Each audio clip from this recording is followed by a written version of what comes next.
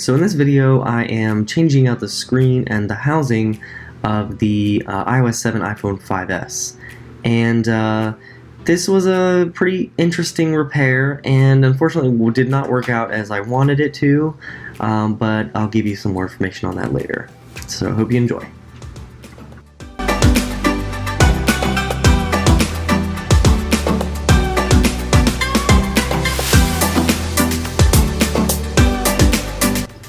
So as you can see here, I'm having some issues getting the screen to come up, and I tried tape on the display, but it was so badly cracked that I couldn't get the suction cup to work. I did end up getting a box cutter or razor to open it, and that worked really well. So if you have issues with a broken screen, that may help.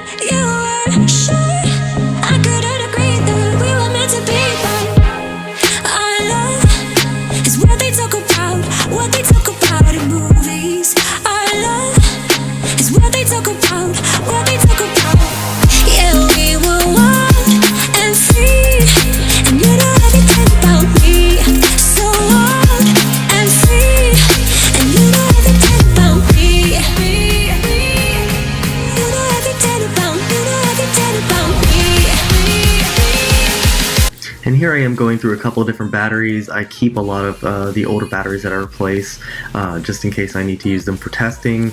And then from here I do go ahead and change over the parts for the screen to the new screen.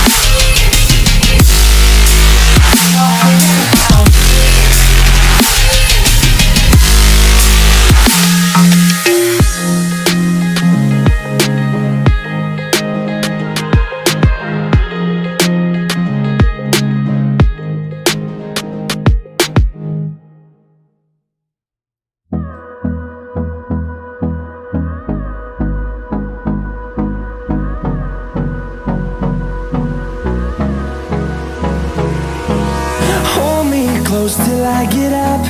Time is barely on our side. I don't wanna waste what's left. The storms we chase are leading us, and love is all we'll ever trust. Yeah, no, I don't wanna waste what's left. And on we'll go, through the wastelands, through the highways, till my shadow turns to sun rays. And on we'll go, through the wastelands, through the highways, and on we'll go. So right here, I just wanted to point out that I did try the new screen and it did work and boot. And from here is where things go wrong.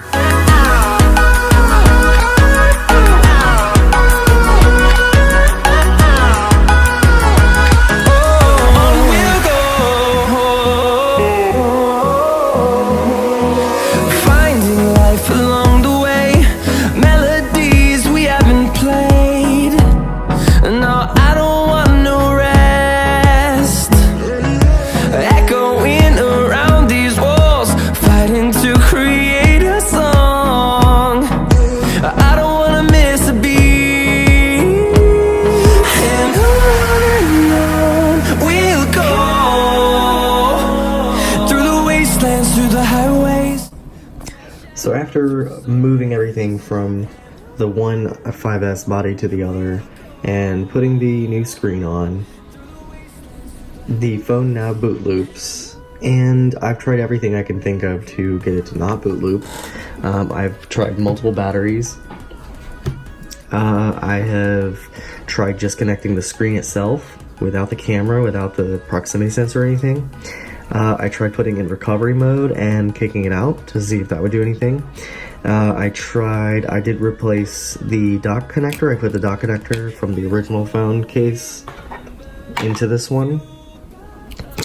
I'm out of ideas. It seems... Okay, so apparently I didn't record this earlier, but I was given the advice that I should try to put the motherboard into isopropyl alcohol and leave it in there for a little while to see if that would maybe help with the boot looping, because the water sensor triggers were on both the top and bottom of the motherboard.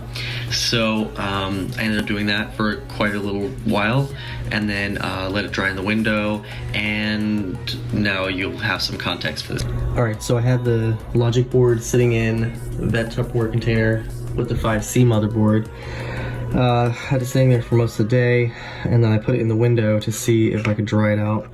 So let's go ahead and try and boot it up and see if we get boot loops. I'm not going to keep my hopes up here, but let's give it a try.